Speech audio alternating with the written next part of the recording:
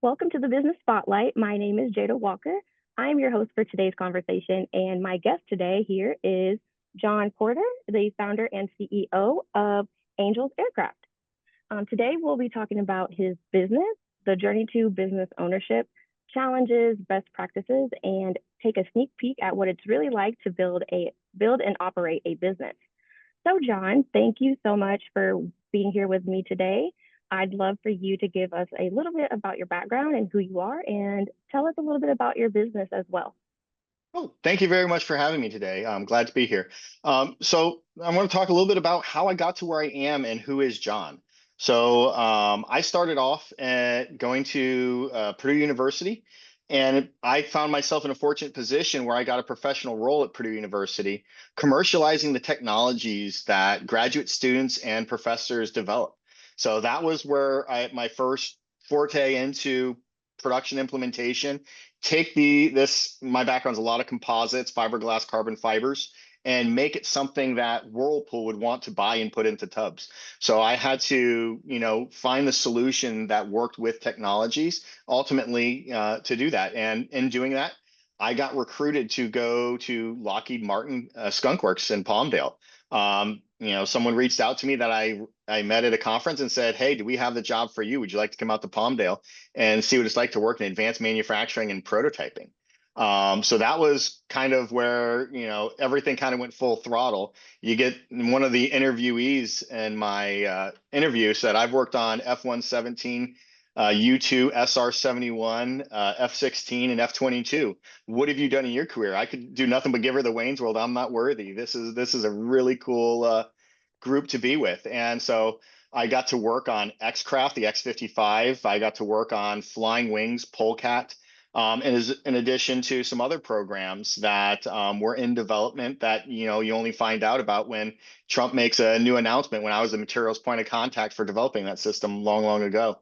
I then jumped over to L3, a new product development manager. I came into a division that made radomes and antenna systems. Radomes are the fiberglass pieces that generally cover antennas. They're really well known in the ground-based side, where you have the giant white golf balls that you see like at the airports and sometimes even bigger. They wanted to get an Mhm. airborne space, so I started doing that, and we got flying on F-15, F-16, E-2D, Hawkeye, Fire Scout, Apache, and then through GoGo and Flight Wi-Fi in the commercial markets, that flying on commercial planes. So I became a technical fellow with them in my 30s, creating a bunch of cool patents and everything else. And along came a gentleman by the name of Tom Markusik and said, "Hey, I'm working to build the largest all composite rocket that's ever been built. And I need someone not only that understands the engineering, but knows how to make it happen." And that like just fit like exactly with my background, obviously. And he's like, "Can you make big composites?" And at Lockheed with Polecat, we had worked on like a 60-foot wing skin, so really big composites. I'm like, "Yeah, we got that covered." And he's like, "Okay, that's bigger than we need." And then he said, I said, "I don't know anything about cryogenic composites. I know what I can find online." He's like, "I got you covered for the cryogenics if you can bring this thing to life." And I came into Firefl as director of structures. Firefl is Tom Markusik's company. It's making waves in business right now, as they announced that they're going IPO just a couple weeks ago. But And so I came in as director of structures, and we had made small tanks, but we knew very well what we wanted to do. But everything was like the perfect solution. Where I said, "Okay, instead Mhm. of 14 adhesives, let's use 5 adhesives. Let's take all these structures and kind of make them similar." So we ultimately made Firefl Alpha, which is a 93-foot tall, 6-foot diameter, all composite rocket that has all sorts of firsts associated with it. So the largest cryogenic rocket to ever fly, the first fully Type 5 COPV cryogenic 7,000-gallon liquid oxygen that we do that flies.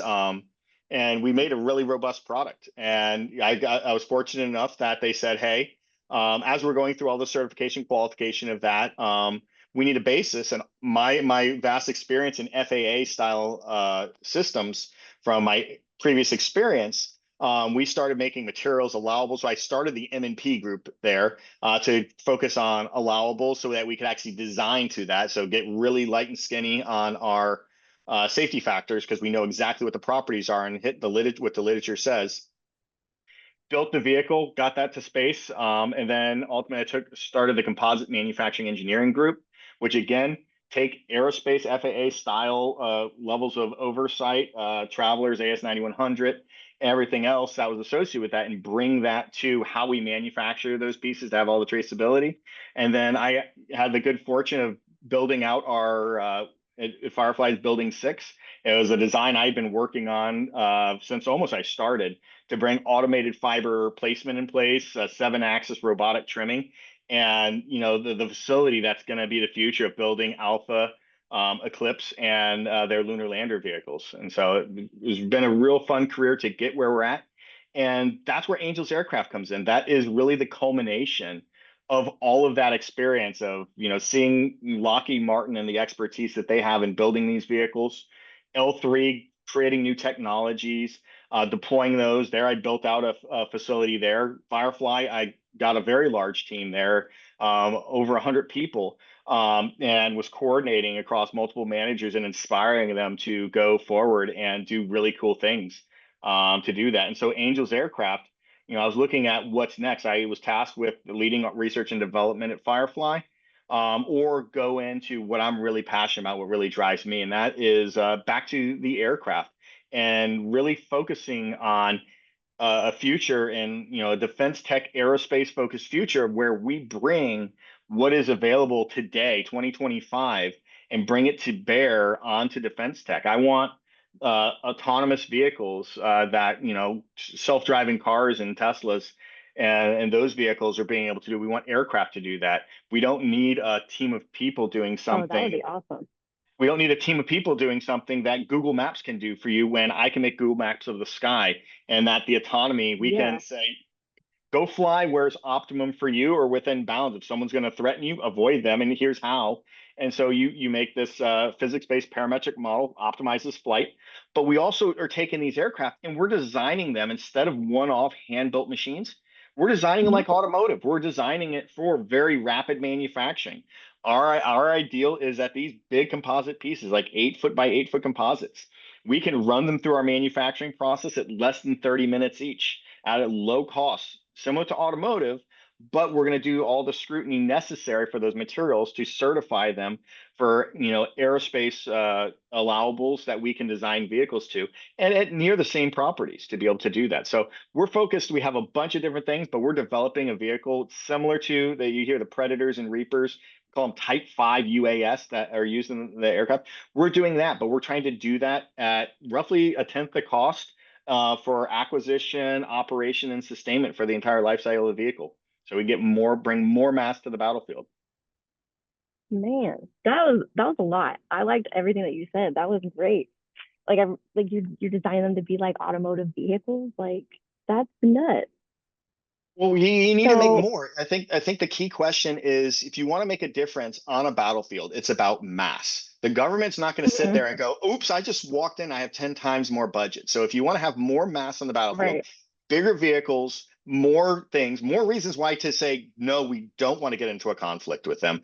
That means we have to focus on affordability, and we focus on affordability by understanding the things around us. That's why we look to the automotive market. We look at the high rate commercial aviation. We look at Cessna. We look at Boeing, but we also bring in innovation from some of the most innovative markets, like orbital launch, like what SpaceX Mhm. did to orbital launch, what Anduril's doing to some of the defense tech. We're bringing that same methodology, but we're focusing on the manufacturing capability that the US has. We're focusing on Detroit, what Detroit brings to this mix, to be able to mass manufacture. And so we get more mass to the battlefield for the same dollars we have today.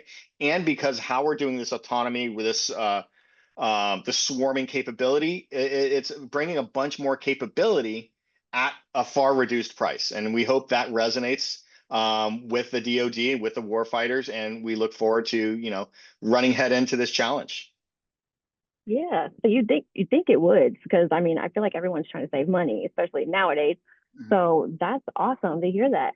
So to set the stage for the viewers and listeners, when you look at your role, how many hours do you spend working in your business and how many on the business?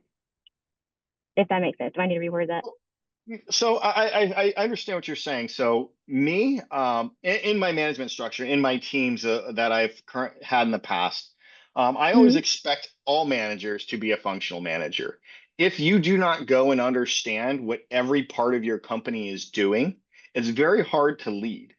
One of the things that I did in my previous job is I kept my Tuesdays clear in my schedule, and I would go in and become an assistant technician.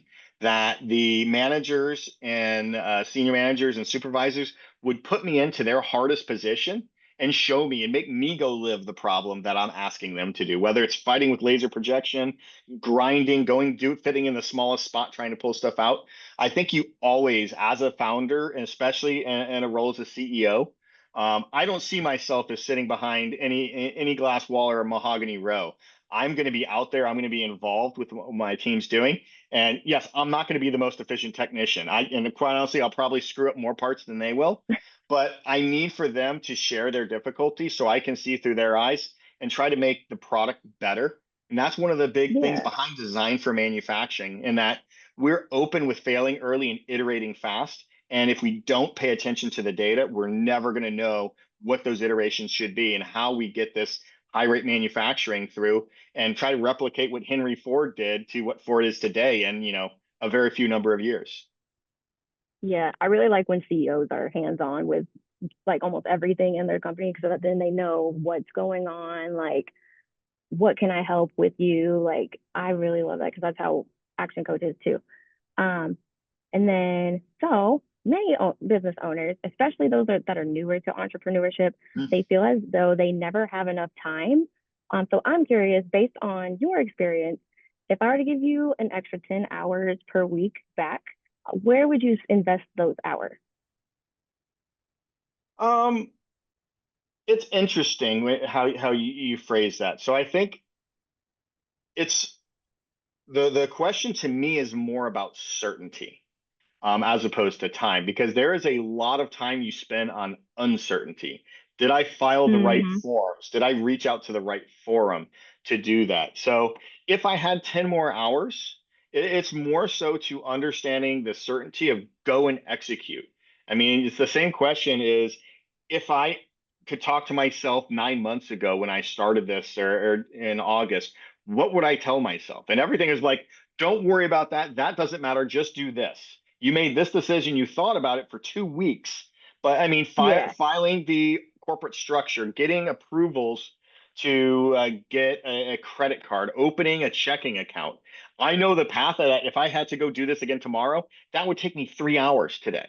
But I fought over that for like the first month and a half of like, oh no, I'm going to do this wrong. Oh, someone's going to scrutinize me with that. But you're going to go through so many iterations as you're running through it. Just throw the dart if you don't like it. Now you know what you don't like, and you can go fix that to what you do like. Same thing in engineering. Works is setting up the business. Is go do it, and you'll have the opportunity to cover yourself afterwards. Yeah. I like that. Okay. So before we get into the nitty gritty of the business itself, let's take a look into your background a bit. I know you did kind of speak about it a little bit earlier in the introduction, but let me see. As we look back on your journey so far, what has been the most memorable roadblock or hurdle that you were challenged with and that you were forced to overcome? I would say that is probably my transition between Purdue and Lockheed Martin, in that I didn't know what I had. I didn't know what I did. I just basically I jumped and then figured out where I was going after I left the ground. And so it was Mm-hmm. always, you just put everything into everything that you do. And I was in a sense that I was leading a topic when I hardly knew almost anything. The group that I ran was a $25 million a year research expenditure, 120 graduate students, 10 professors. And then I jumped into this division at Lockheed. And yeah, they had a bunch of OGs there that were just like, you don't know what you're talking about. Go sit in the corner. You're straight out of college. I'm Oh, like, no, I ran all of this other stuff. And they're like, yeah. Even so far as they nicknamed me Produceless because I came from Purdue and I was an engineer. They're like, you don't know how to actually make that. I'm like, I'm talking design of experiments. Here's how you rapidly iterate in your data. You do all these things to figure out what's important, all mathematically.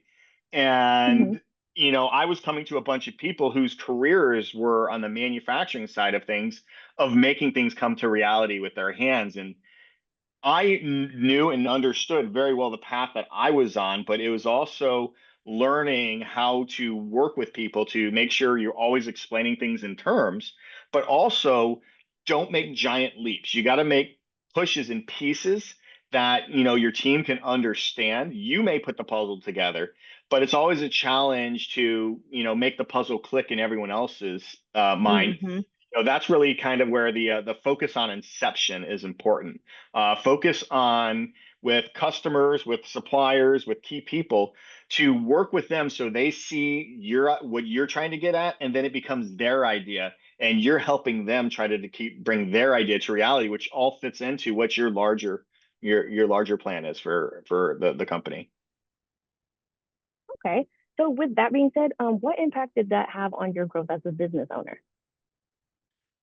Um, I think my growth has always been, looking at this is that's kind of where I've built my philosophy of I don't ask anyone to do something that I'm not willing to do. If I ask someone to turn a third shift, I'm going to be out there sometime at 2 a.m., 3 a.m. working with you. I will flex my shift, and I'm sorry, some meetings that are less important are going to have to wait because to me, the most important parts of the company are the people that are actually touching the product, that are actually making you money, and the people that have the biggest influence on what they do, people that are working on the design, that are working on those instructions. If you lose those people in that engagement, you're up a creek. Your managers, you can sometimes can have some managers, but the Hmm. most inspiring thing that you can have is a management team that is enabling Hmm. you to go put everything you have into the product and making sure that you can build on that inspiration. I mean, that's the food for the engineers, for the technicians. I mean, I've been lucky enough in my past that I've been able to work in a lot of inspirational fields, from Skunk Works to L3 to Firefl Aerospace, and I'm going to continue doing the same thing. I've told my whole team, I chase what's cool. I expect you guys to be able to do that. If I can't make that story for you, and I can't put you to where you see you are a critical piece of that puzzle, then ultimately I'm failing as you're the leader and kind of put place in the vision that I see, because everything I focus my career on is I'm going to go do something cool, something fun, and I want everyone that works with me to come with me on the adventure. Right. Of course. Yeah, that sounds very interesting. So I have yet to encounter a business owner who hasn't had peaks and valleys on their journey of building a business. How do you manage the difficult days? Well, the valleys are very much when I am not connecting the right way, or right now we're raising funds, and so it's when an investor comes and is like, "Oh, I don't think you have a chance of doing that." It's the direct slaps to the face. But I'm the kind of engineer that those are the type of things I love proving people wrong. I love, those are the things that inspire me the most to go make a difference, is when I see, and this is one of the problems. As an engineer, I'm almost black and white. There's very little room for Mm. gray. I see a path to go execute, and when someone says, "I don't think that's possible," it's like, "Oh, but you haven't thought of this," and I have A, B, C, D to execute that, and that critique is better. I mean, almost any bad news that you can get is going to make you stronger. Um, I have an aside on that one of the cool employee things. So I do a lot of things that are really focused on employees. One of the cool things we did Mhm. at Firefly is I talked with Tom. Tom was the founder of Firefly from long ago, and we always did this thing crying about rockets, where we'd always go check your titles at the door. And this is an early Firefly. Check your titles at the door, and you get some cheap red wine, and be like, "We're gonna go figure out the hardest problems, whether it's personnel, whether it's technology." And whenever something good at Firefly would happen, everyone would always be like, "Champagne, champagne." And when we were building out the Vandenberg site, me and my wife do a lot of wine tasting. We went up to Napa and brought him, and he's like, "One, you have ruined crappy wine for me forever. But two, he's like, I really want this company to be more like a fine red wine than champagne. I don't want the cork to pop and everything to be over. I want all the blood, sweat, and tears that you put when you're building this together to be the struggle that you go through the struggle. The more you can struggle without dying, the better everything's going to become. And then 3 years later, after you've bottled all that struggle up and everything else, you have a good red wine. And red wine is not like champagne. You don't pop the cork and you're done with it. It's really good at 3 years, but the longer you hold on to it, the better it becomes. And that is, I think a really good analogy. And so, yes, I have 2 barrels of wine that we procured of Rocketeers from that. That was on the vine when Firefl lost their first rocket, and it, conceivably even saw the flash of them popping our rocket 55 feet over LA. And so that's something that we bottled up for all the employees to have. And that just one of the cool things that I think it's that thing that you can do when you're in the position that makes it different, that inspires people. It's like, this is what we're working for. This is why we're doing that. That's just an analogy, but Yeah, there's all these cool things you can do. right. Yeah, I like that. So since Embrace you're the struggle. mentioning, yes, of course. Since you're mentioning team members, you obviously have them where possible. I feel it's important to address the topic of building a great team. So how would you describe your leadership style in business, and has it changed over the years at all? I think my leadership style was most influenced by my advisor, who is Dr. Pipes at Purdue. He's a very notable researcher, gentleman, and a scholar. He started his career at University of Delaware, became the dean and provost at University of Delaware, started the Center for Composites. Then he went over, became the president of Rensselaer Polytech, and apparently in his mind, he left that role and to go back to be a teacher of people and get out of the administrative side of things. So he went back to technology, and I was very fortunate to get linked up with him when he was working. And he was a professor of professors more so than a professor of students at that point. And somehow I Mhm. worked my way in and became kind of his right hand to enabling that. But he always said he follows the shepherding approach, which is, I'm going to tell you what you need to do. I'm going to show you where to go, and I'm going to keep an eye out. I'm going to try to guide you in the right general direction, but I'm going to leave you open to making your own mistakes, so much as they're not like a horrible or lethal mistake. I'm Yeah. going, and as you develop and everything else, I'm going to be hands off if you're doing a good job. If I start getting involved, I'm trying to drive you back to where you should be. But I Yeah. think that really reverberates also with kind of Elon's SpaceX approach, who, Tom was my boss, directly worked for Elon for a while, and it's a lot of go get your stuff done. You have the ultimate responsibility to make sure those are the right decisions, and it's really this RE, responsible engineer approach. ME, Mhm. the person responsible for manufacturing that, soup to nuts. You've got to put this ownership and decision making as low as it can, and then put subject matter experts that are just kind of guiding the path for people. I think it works that way in manufacturing, technicians. I think it works that way in engineering. And I also think it works that way in management and operating your teams, that you need to know what is successful and guide your team to that success. And once someone has hit success enough times, okay, now they start getting elevated so that they can have a farther reach over teams, that they can start guiding young engineers the right way to go and the right way to have impacts in what they do. But I've seen that happen through really great technicians.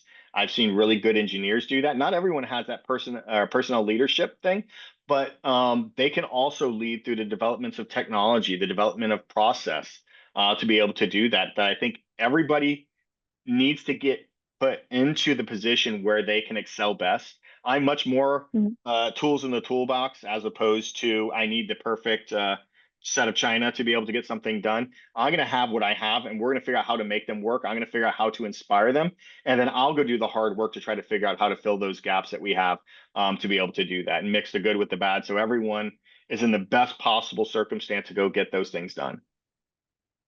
Awesome. Cool. So whenever you are hiring and going through that process, what is your approach in the hiring and retaining team members today? So the first thing is, when you hire someone, you Mhm. always have to make sure it's a two-way street.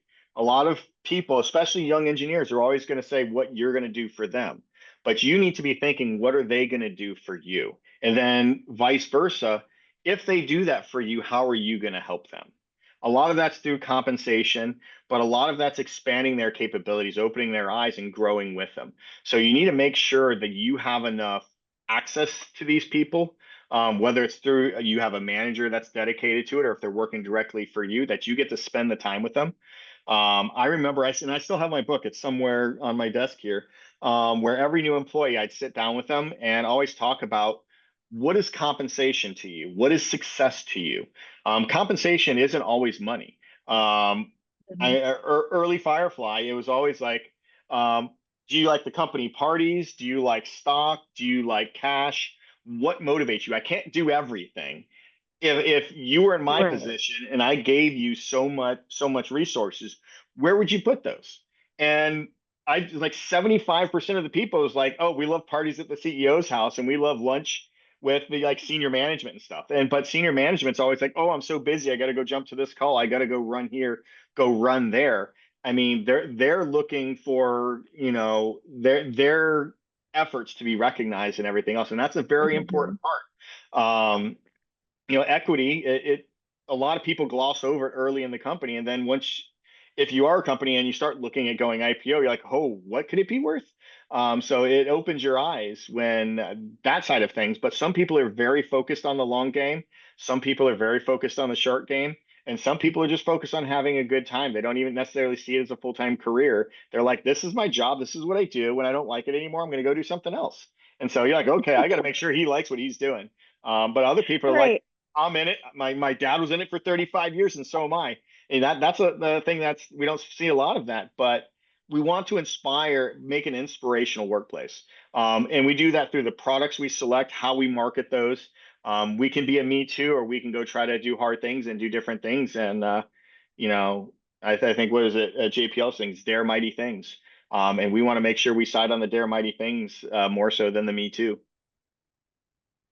Yeah, I really like that, especially whenever you said you like to have like an inspirational workplace, like where people actually like to come to work, enjoy their job. 'Cause I've definitely had those jobs where I've just been like, okay, what's the next thing on my But list that I'm but gonna go through? also don't get me wrong. I mean, we have to get a lot accomplished, and so much of working for a startup is exasperating.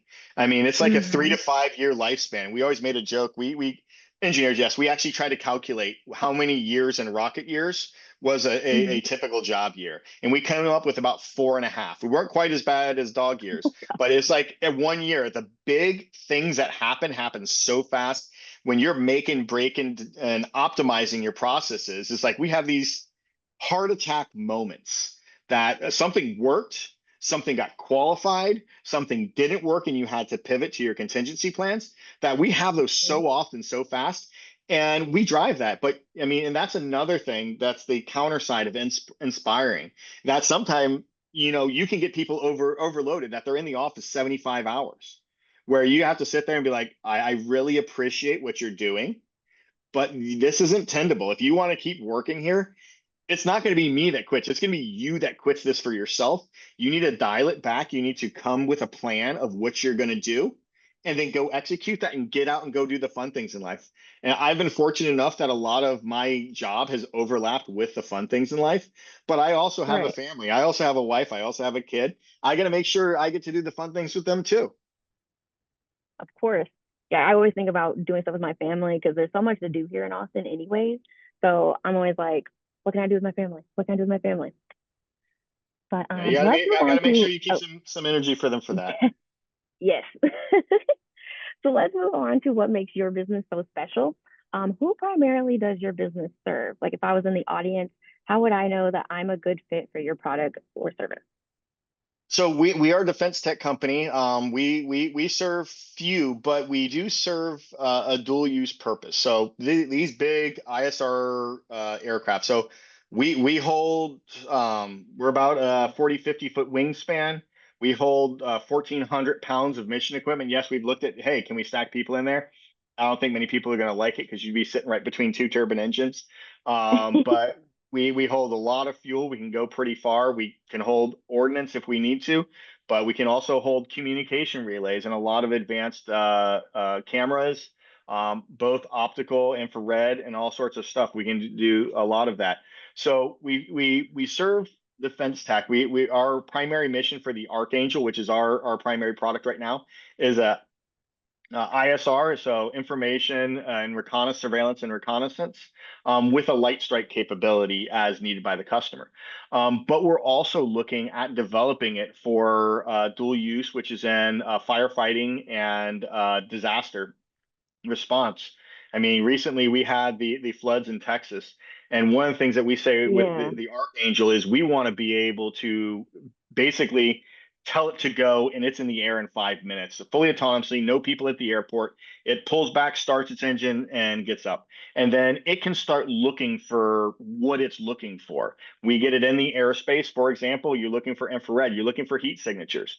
Follow the Hmm. river, and you tell me where everything that's warm is. Relay that to someone on the ground, and we can see, is it livestock?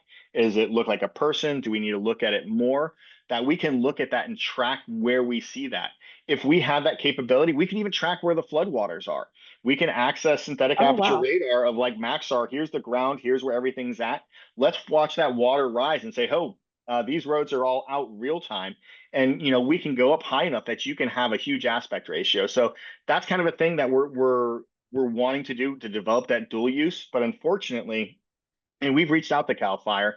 Cal Fire is the only one that has I think their soup to nuts firefighting Hmm. capability. A lot of these other agencies are contracting or leasing these capabilities, and so we've put that in our business plan where we're looking to capitalize our own fleets that we're able to do that. We are looking bigger, even though we are probably one of the biggest UAS and from a non-typical source. We're also looking to the future. We have another product that's we call our second generation products called the TRB, the transport refueler, and defense is the bomber, civil is the water bomber.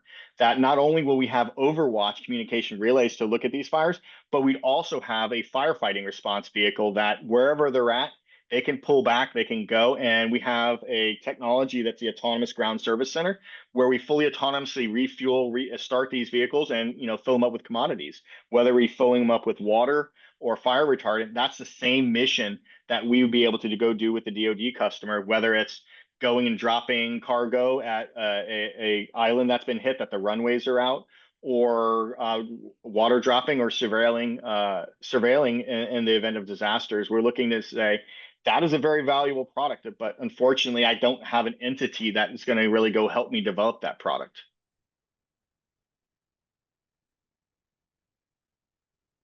That was like really interesting. I took a lot of notes on that part. Um,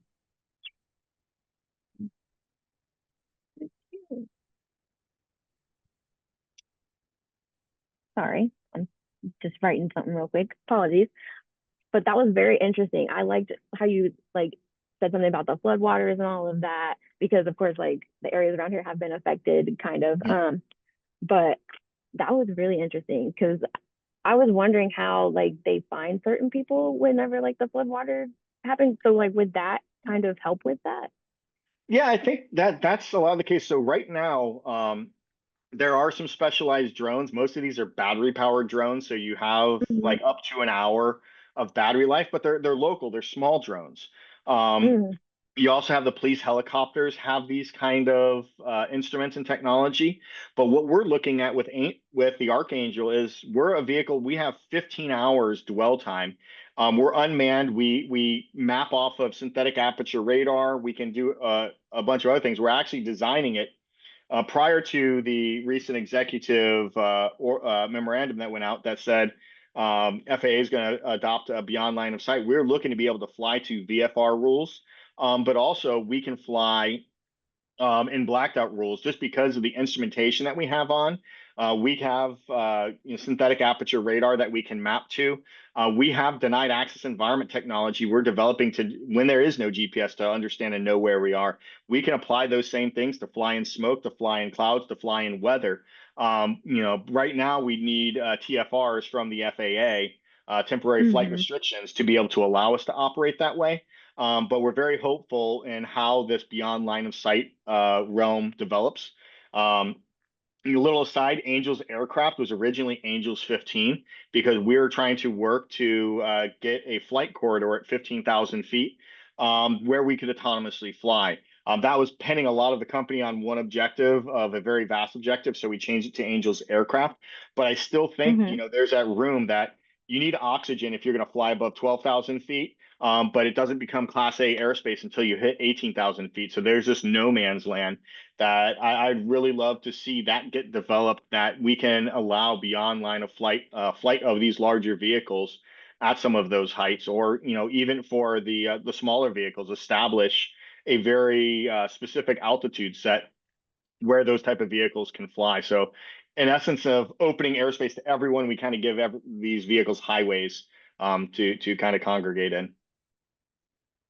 Wow, that's awesome. That's all like really good information to have on the podcast. So let's move on to what makes your business so special. What is one thing that you wish more people knew about your business?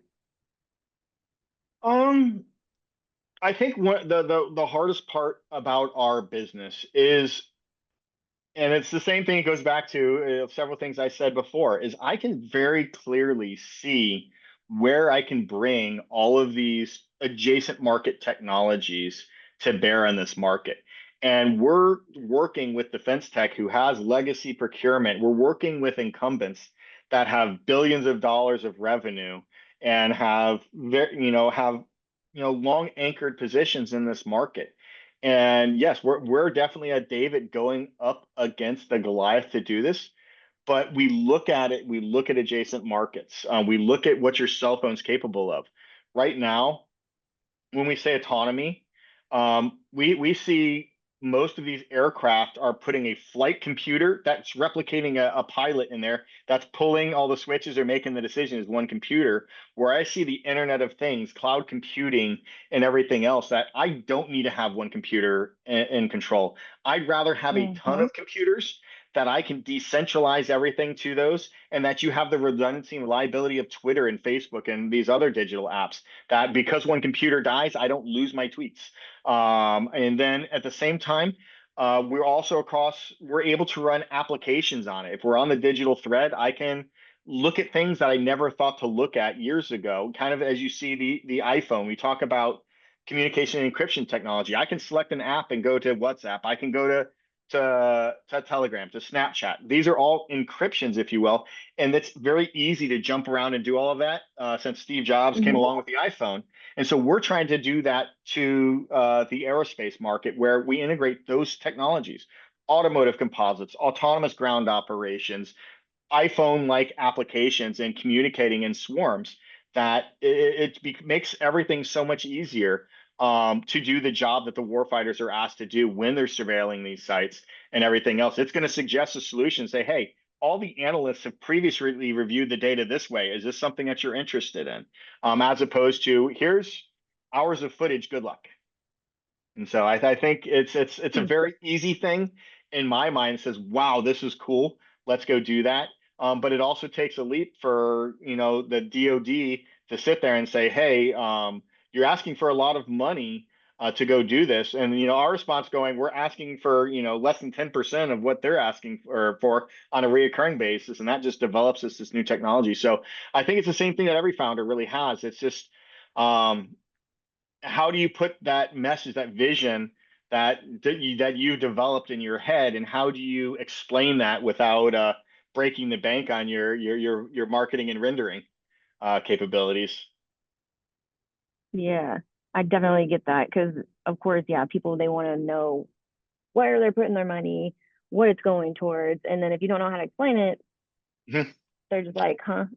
Well, exactly. And as a technologist, one of the things that I do is I am, even as I said, I can go all the way down to the far deeps of most of the technologies that I'm presenting, as far as the exact things of whether it's computer coding that we have to write to make that happen, what the challenges are going to be in the manufacturing side. So I could go down the rabbit hole, and a lot of times I'll lose people by doing that. So when I'm presenting, I have to Mm-hmm. say, okay, Angels Aircraft Archangel Type 5 UAS. Here's the technology bits, but that's getting into sausage making, and we don't need to know the gory bits of that. Just stay at the higher level product. And as soon as you have investors on board and people are bought into the strategy, to me, sometimes I gotta be like, John, shut up. You're gonna give them reasons to say no because you're gonna go into a technology that is into the wee bits of sausage making that's not there. So that's my thing.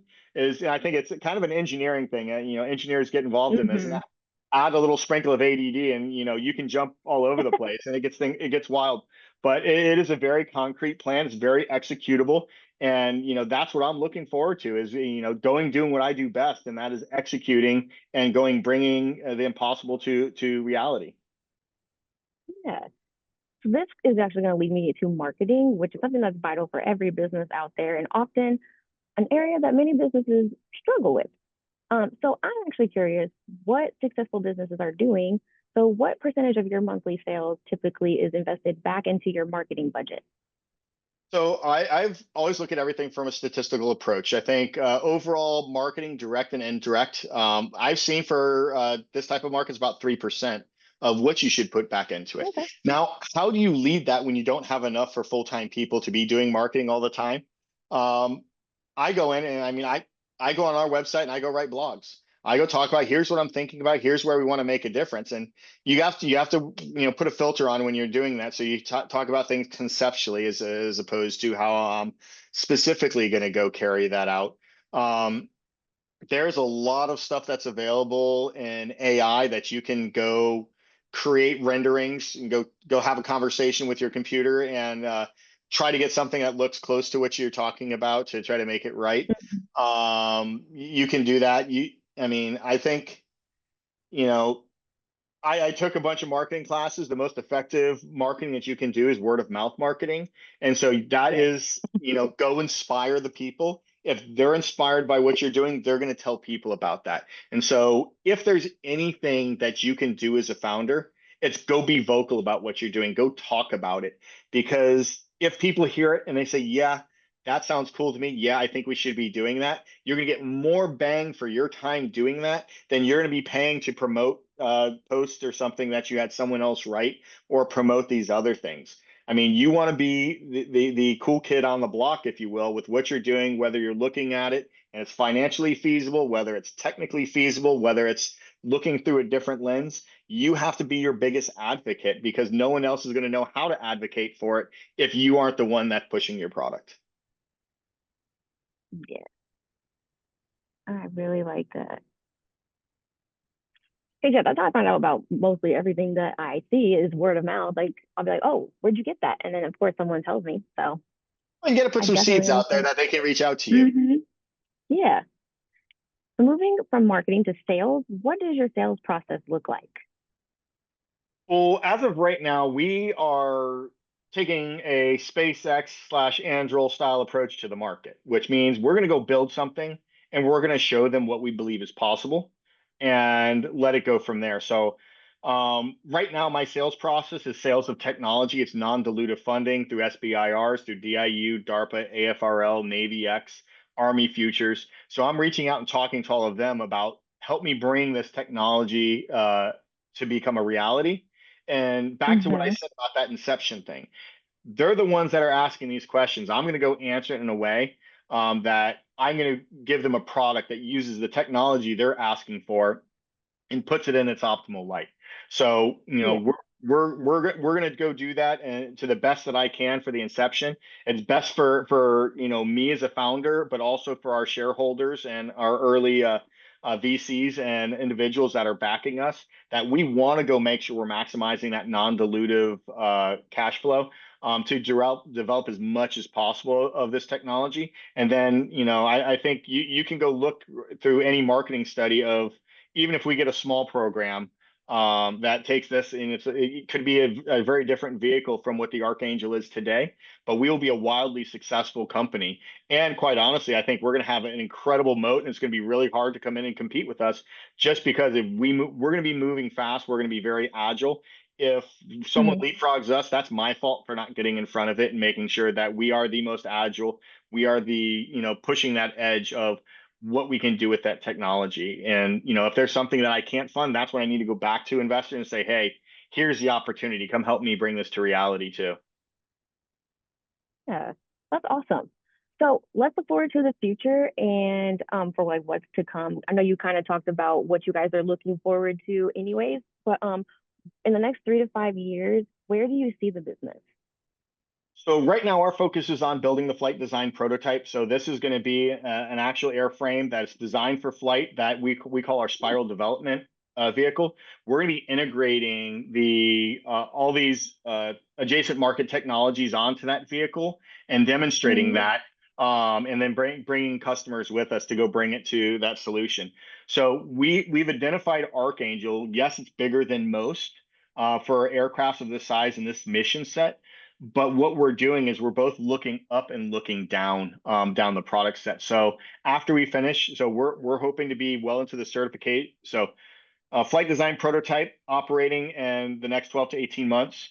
We're looking at the going to qualification in the next 36 months, and then also starting what we call our second generation products. Our second generation products are the TRB, the Transport Refueler Bomber. So an airframe that's looking at like a 20,000 pound payload on it. Oh, We're dang. also so yeah, it'll be almost the size of a 737, nearing 120-foot wingspan. We're also looking down. We're looking Wow. at a new class of munitions. So I spoke with at the dialogue with General Bartholomew, who runs that organization, and he was saying, and he comes from a weapons background. He's like, if you can make 10 times as many aircraft, we're going to have a problem because we're going to need 10 times as many munitions too. So we're looking at a whole class of munitions that is actually a member of the swarm. It just happens to be a one-way thing. Whether it's an ISR communications relay, it has some mission. It's not necessarily a bullet. So we'll be developing a line of those that extend our reach for that mission. We look to developing the commercial variants, but we're also going to scale our systems down. We're going to go take our autonomy stack, our swarming stack, and we're going to miniaturize that, even to the extent that we're looking at putting technologies onto commercial off-the-shelf, we call commodity drones, your DJIs and anything else, that we can locally take what they're doing and incorporate it into our bigger swarm. And we're also looking at outreach to interact with communication systems, imaging satellites, and really bringing all domains, as they call it in defense tech, bring all domains into the swarm so that we can use all those resources. And your objective in ISR is to overcome the fog of war, and we want to know real time where everything's at, what's going on. And I think we have the real capability of taking a big jump forward with what we're talking about with Angel's aircraft. That's awesome. So, with what is your, I said that's a lot of big goals to accomplish. What is your approach to goal setting? And then how many goals do you set at a time?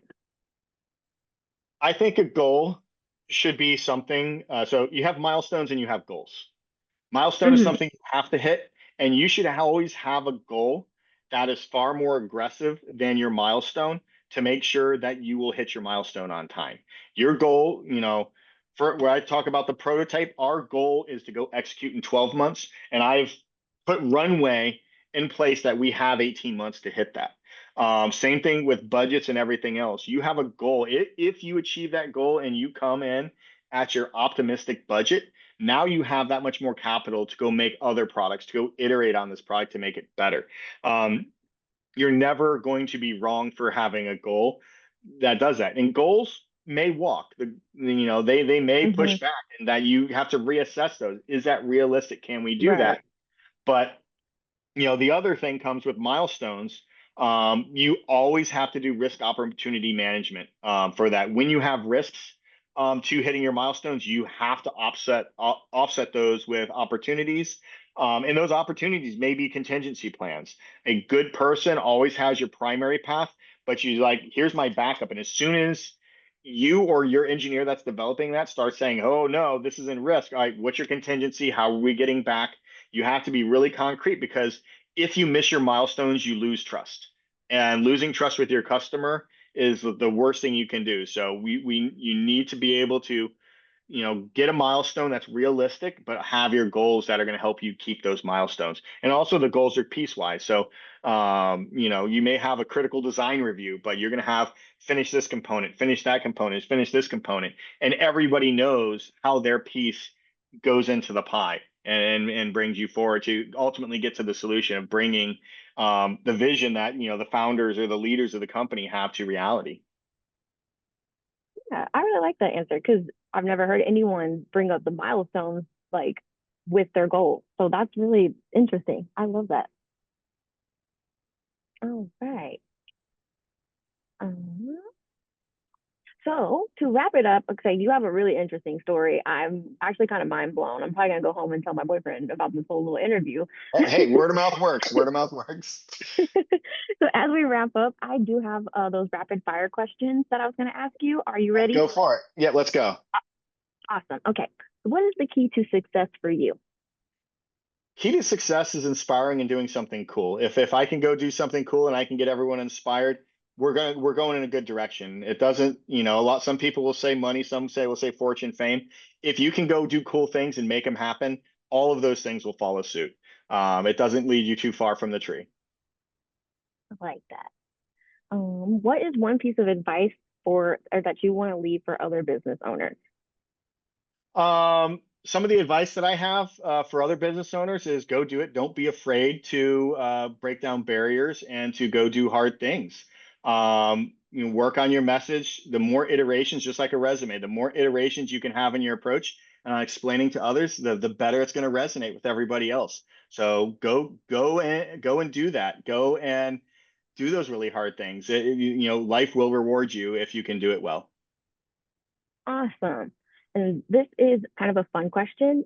If you had a bit of magic dust that you could choose one spot in your business to sprinkle it on, where would it be?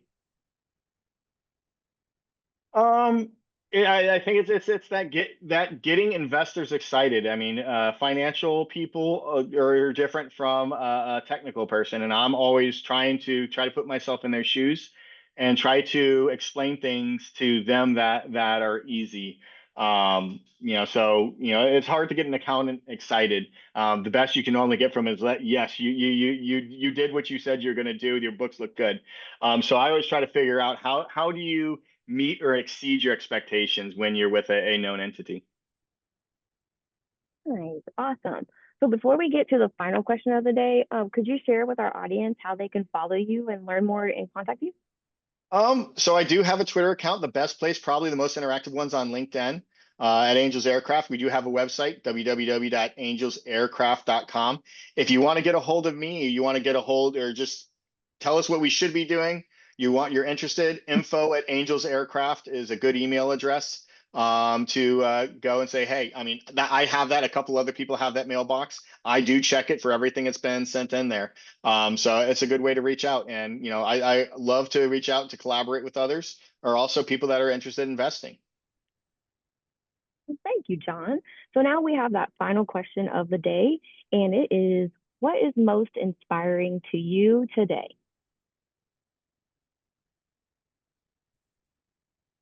I think the most inspiring thing to me is inspiring a team.